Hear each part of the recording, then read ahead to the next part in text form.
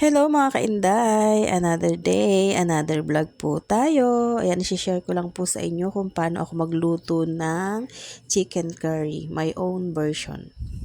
Ayan, patatas lang yung ating ilalagay na gulay. Pinirito na muna natin yung patatas mga kainday. And then, magsusutay tayo ng luya, sibuyas at ng bawang. Ayan, para pag-brownin lang natin yan. Pag nag-brown na, lagyan natin ng konting fish sauce. Ayan, para yun yung ating magiging pampasangkot siya dun sa ating chicken. Ayan, nilagyan na natin yung chicken. Isasutay-sutay muna natin. Ayan, hanggang sa ma-absorb na yung ating mga ingredients. Then, lagyan ko siya ng isang sili para may pampalasa. Ayan, isasutay muna na ulit natin yan.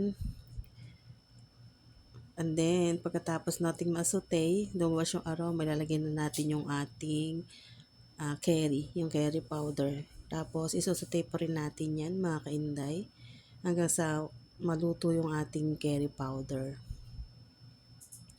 Pagkatapos nun, syempre, ilalagyan natin ng konting water para mapalambutan na natin yung ating chicken at ang ating patatas.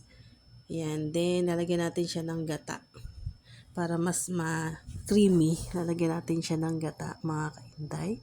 Ayan, then, babawasan natin siya ng sabaw. Palalaputin muna natin siya. Ayan, tinikman na ng kainday nyo. Okay naman ang lasa. Ayan na, pakukulan pa rin natin hanggang sa mabawasan yung sabaw. Maging malapot siya. And guys, thank you for watching. Bye-bye!